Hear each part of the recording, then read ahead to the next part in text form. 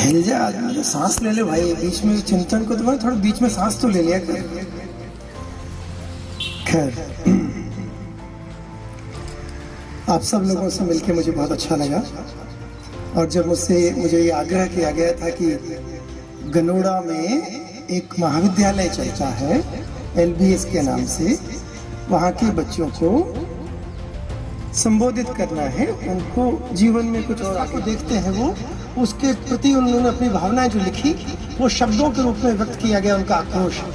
वो वास्तव में नहीं टांगना चाहते, वास्तव में नहीं कह रहे कि वास्तव में गर्दन काट के लाल किले पर टांग दो, वो वास्तव में नहीं चाहते, सांकेतिक रूप से वो संकेत देना चाहते कि कड़ी से कड़ी सजा हो और ताकि आगे से कोई गड़बड़ ना करे। खैर, लेकिन हाँ, अभी भी हमारे समाज में बहुत कुछ अच्छा, बहुत कुछ मुस्कुराने की जगह बाकी है, अभी भी इतना खराब नहीं हुआ है माहौल। और मैं आज से करीब 15 साल पहले जब डूंगरपुर कलेक्टर था 2007 में, तब मैंने कतई नहीं सोचा था कि वापस आऊंगा। क्यों आऊंगा, एक बार कलेक्टर रह लिया 2 साल के लिए, बस तो बांसवाड़ा क्यों आना। वो मुझे क्या पता बांसवाड़ा संभाग बनेगा, उसका पहला संभागीय आयुक्त मेरे को ही बनाया जाएगा, और मैं आ गया। तो वागड़ की धरा से मेरा परिचय पुराना है, तब भी ऐसे डांस करते थे जैसे अभी हो रहा है। और यहाँ के जो सरल सहज स्वभाव के लोग हैं, तब भी मैंने उनको एक सपना दिखाने की कोशिश की थी।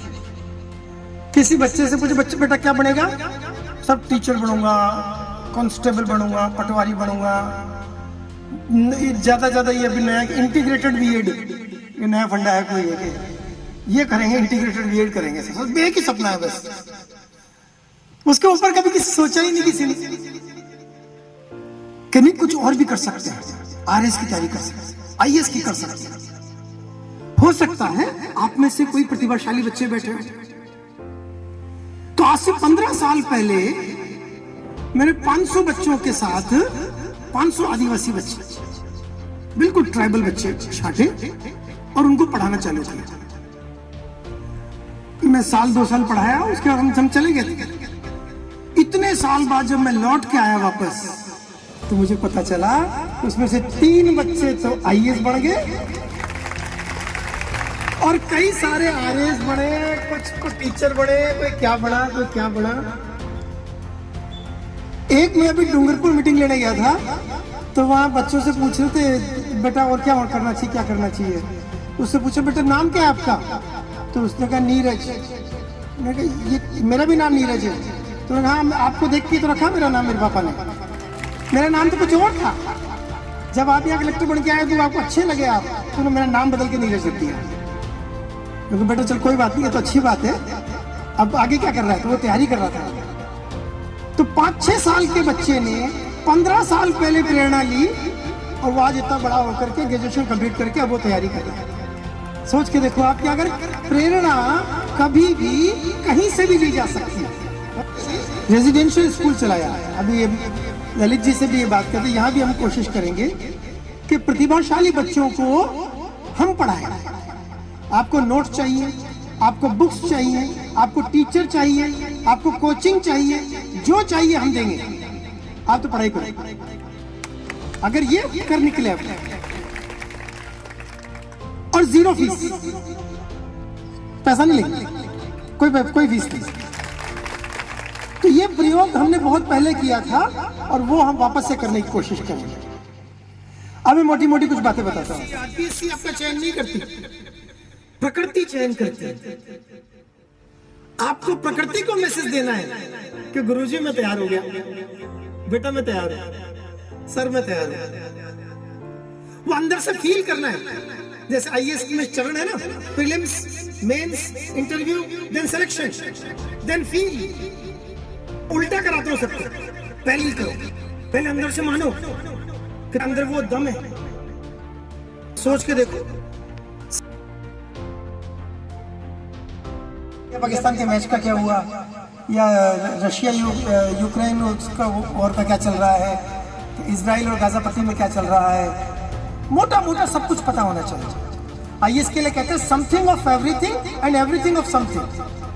भाई थोड़ा थोड़ा थोड़ा थोड़ा तो सबका ही पता होना चाहिए आपको। और अपने सब्जेक्ट का पूरा पता होना चाहिए।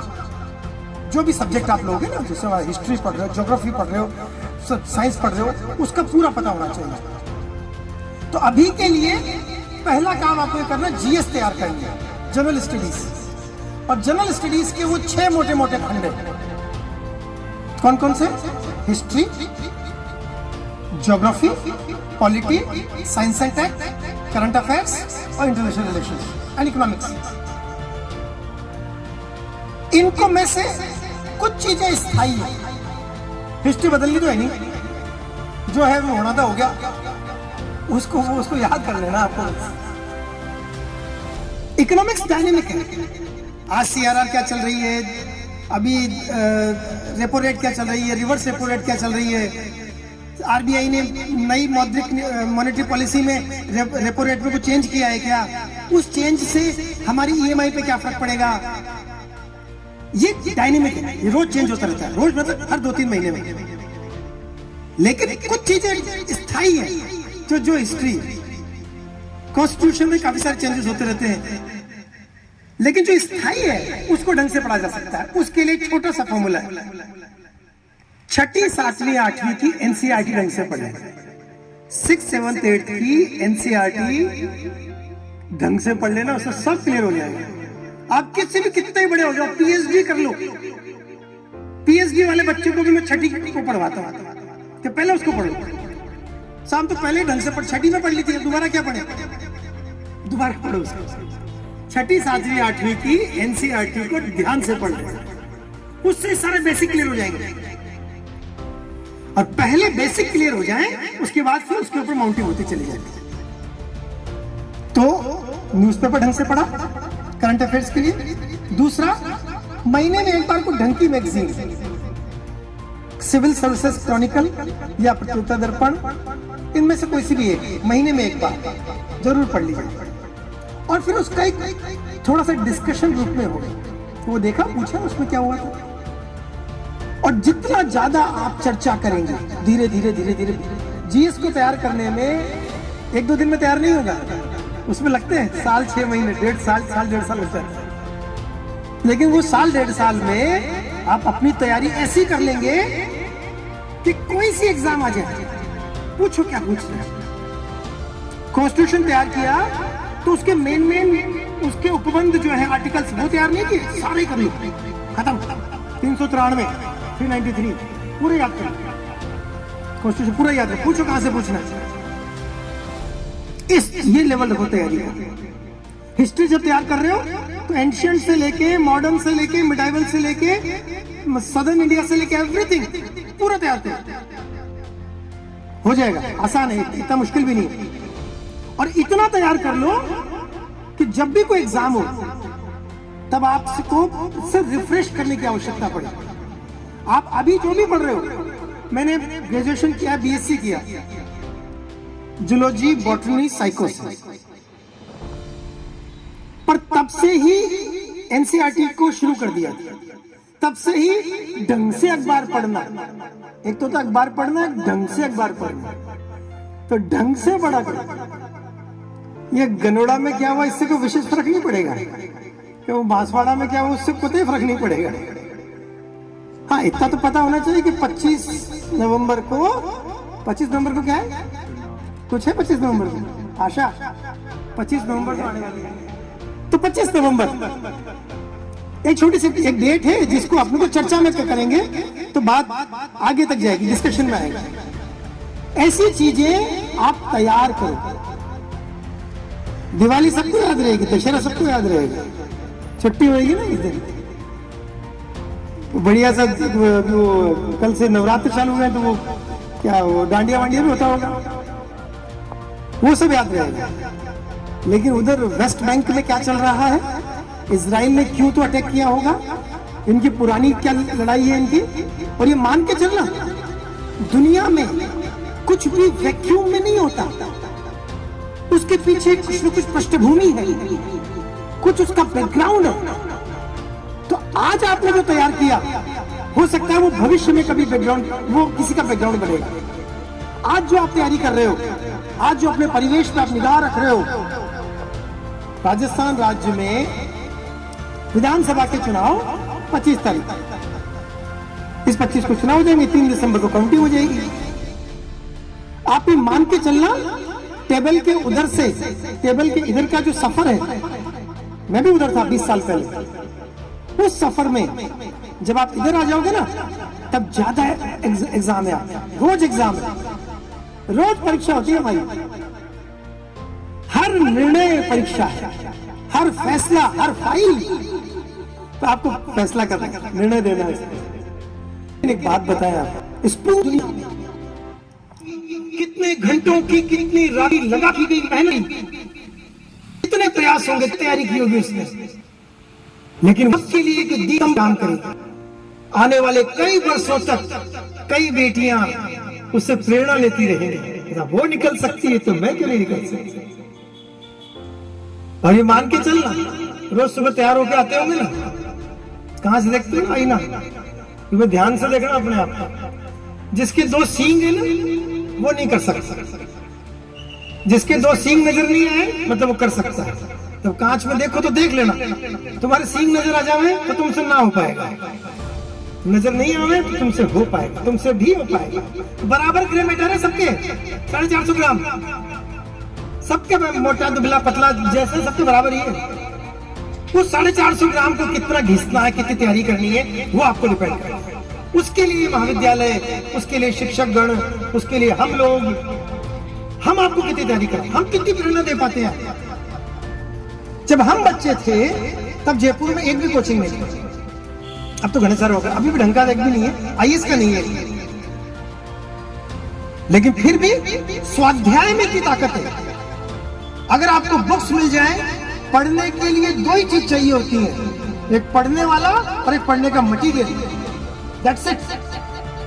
कोई बढ़िया सी कोई माहौल हो, कोचिंग हो, कुछ नहीं चाहिए होता, आपका मन चाहिए बस।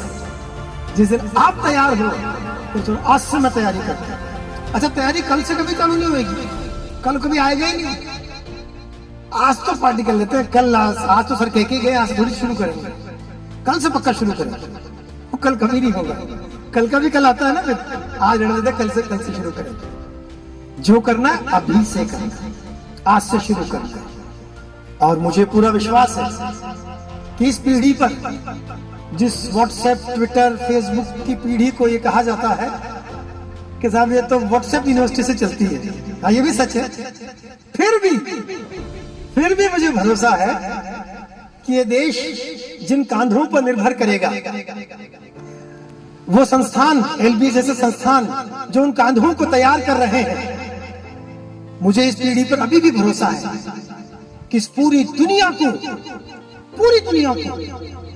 अगर कोई दिशा दे सकता है तो ये हमारा देश, हमारे युवा दे सकते हैं। क्योंकि सब बुढ़े हो रहे, जापान तो हो गया बुढ़ा, वहां 60-70 से मरते ही नहीं वहां पर।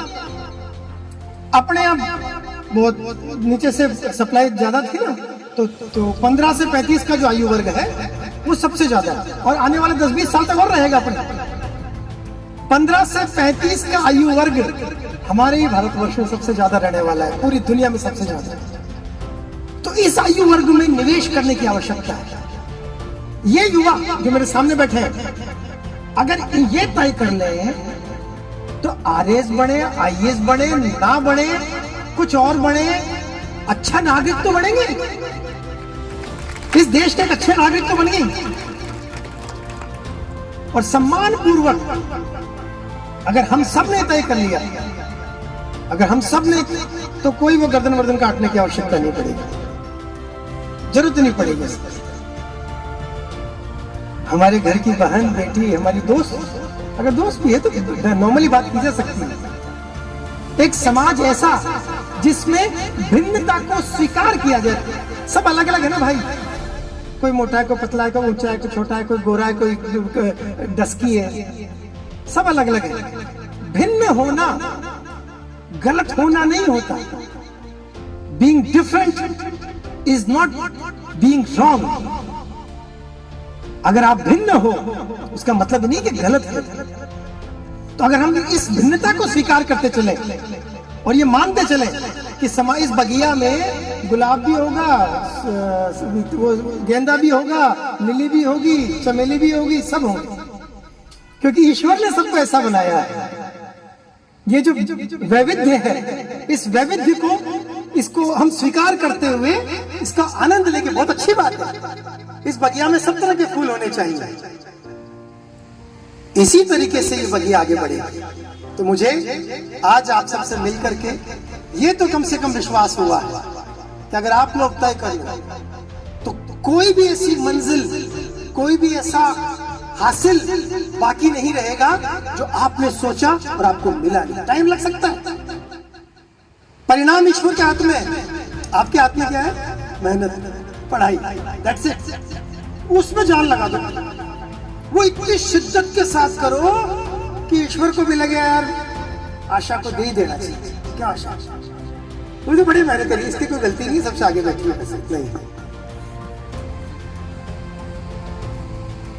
उस ईश्वर को भी लगे। मैंने कहा ना, प्रकृति तय करती है। हम 3 भाई हैं, ये कहानी मैं कई बार सुना चुका।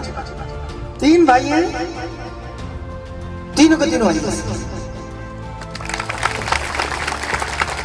और 15 साल के एक बच्चे ने जब फर्स्ट ईयर में एडमिशन लिया तो ऐसे स्टूल का जमाना था 1995 में, 28 साल पहले।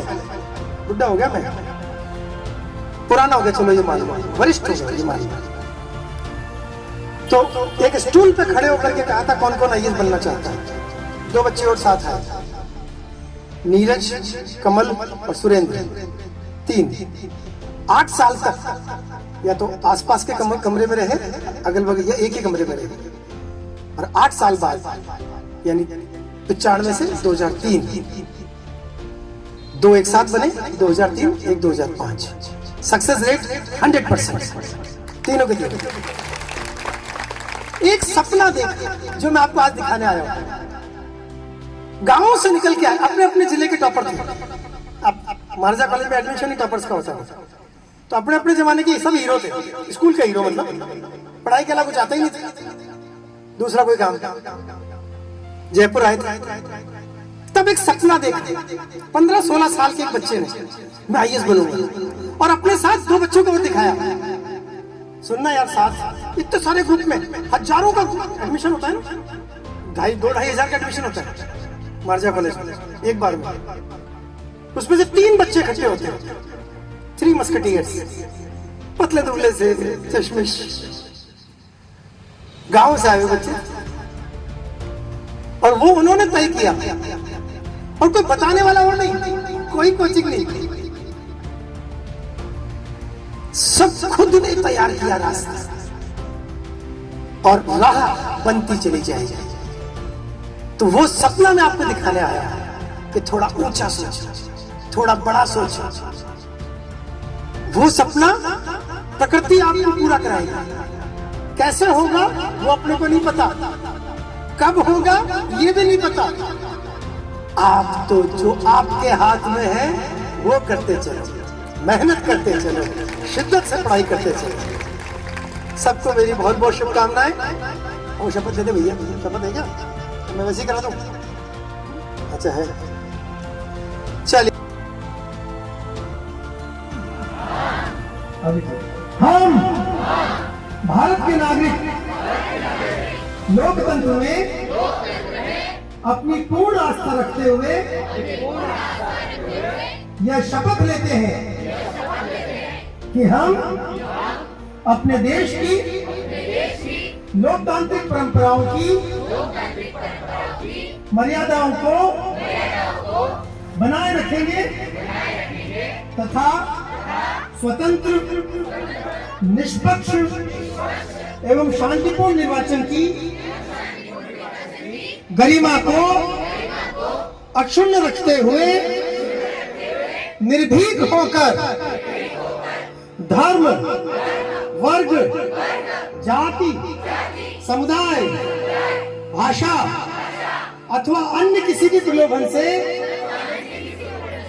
प्रभावित हुए बिना सभी निर्वाचनों में अपने मताधिकार का प्रयोग करेंगे पक्का ना? चिंतन, आगे चिंतन, पक्का याद रहेगा? चलो मेरे 2 नाम तो याद होगा मेरे को। तो यहाँ से हम सब लोग 25 तारीख को, और आशा अकेले नहीं जाना बेटा, अपने घर में अपनी मौसी, मामी, चाची, काकी, ताई जो भी हो सबको साथ लेके जाना। और मतलब बाबा, काका, चाचा, मामा, वो भी, उनको भी साथ लेके जाना। रह नहीं जाए कोई, अड़ोसी पड़ोसी कोई हो उसको भी साथ लेके जाना। तुम्हारी सहेली बेस्ट फ्रेंड कौन है? नहीं है, नॉर्मल फ्रेंड क्या नाम है? योगिता है या नहीं है? उसको भी लेके जाना। जिसका भी 18 कंप्लीट हो गया है, जिनका नाम जुड़ गया है, उनको जरूर कहना। और आप सबसे भी मेरा ये आग्रह है कि अपने सबको साथ लेके जाइएगा, कोई बच नहीं जाए। अब की बार मतदान ज्यादा से ज्यादा करना है, और किसी को भी दो भाई, A B C D जो आपको पसंद आए। अब तो वो भी है, मुझे कोई पसंद नहीं आ रहा, उसका भी बटन है। तो कोई पसंद नहीं आ रहा मेरे, मैं सबको रिजेक्ट करता हूँ या करती हूँ। कर दो भाई, और आपका मत जरूर दिया जाए। आपका जो मन है, जो भी मन है आपका, कि ये वाला पसंद है, कि ये वाला पसंद है, कि ये वाला पसंद है, कि कोई पसंद नहीं है, जो भी हो वहां अपना मतदान जरूर करके आपको गौरव की अनुभूति होगी कि इस देश को चलाने की जो व्यवस्था है, उस व्यवस्था का जब चयन हो रहा था, उस चयन में मैंने भी बटन दबा करके भूमिका निभाई। मैंने भी तय किया था कि एक खटका दबा करके कि ये देश चलेगा कैसे। मैं आरएस नहीं बनी, मैं कुछ बढ़ूंगी तो पढ़ाई कर रही हूँ, तो फार्मेसी में एडमिशन लिया है, वो बात की बात है। लेकिन आज 18 साल का के ऊपर का कोई भी लड़का, कोई भी लड़की, कोई भी पुरुष, कोई भी महिला, वो उतना हक रखता है कि वो व्यवस्था को निर्णय लेने में, ये आपका निर्णय होगा। जो भी निर्णय होगा, वो जो समेकित निर्णय होगा, वो समेकित निर्णय इस राज्य के 8 करोड़ लोगों का भाग्य नियंता बनेगा। ये 8 करोड़ लोग कैसे चलेंगे? वो नियंता को जो चुन रहा है, आपके पड़ोस में गुजरात है ना, वहां चूंटनी कहते हैं चुनाव को, इलेक्शन को। मैं गया वहां पर ऑब्जर्वर बन के, तो मेरा नाम लिखा चूंटनी निरीक्षक। अब चूंटनी तो मेरे को लगा कि चूंटियां काटते हैं, मेरा नाम ही लिख रखा था चूंटनी निरीक्षक, नीरज के पवन, उसके आगे लिखा चूंटनी निरीक्षक, श्री और लगा दिया उसके आगे, चूंटनी निरीक्षक श्री। तो बड़ा अजीब गरीब सा लगा, लेकिन अब बाद में समझ में आया चुनना, चुनाव करना। तो वही सिखा रहा हूं मैं आपको कि 25 नवंबर को आप चुनने जरूर जाइएगा। उस बूथ के अंदर कोई नहीं देख रहा होगा, आप अकेले खड़े हो, आपको तय करना है, बताना भी नहीं है बाहर आके किसी को, किसको दिया, कोई पूछे तो भी नहीं बताना। आपके मन में जो आया वो खटका दबा के आना है, जो पसंद आए उनमें से। और मैंने तो बता ही दिया कि कोई सा पसंद नहीं आ रहा, तो उसका खटका भी है, उसमें नोटा, एक सबसे नीचे एक बटन वो भी है नोटा, कि मुझे तो कोई पसंद नहीं आ रहा। पर यह भी कहना होगा, और उसकी एक ही तरीका है, वो चुनाव वाला दिन।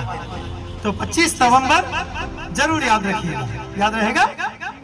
याद रहेगा? Thank you.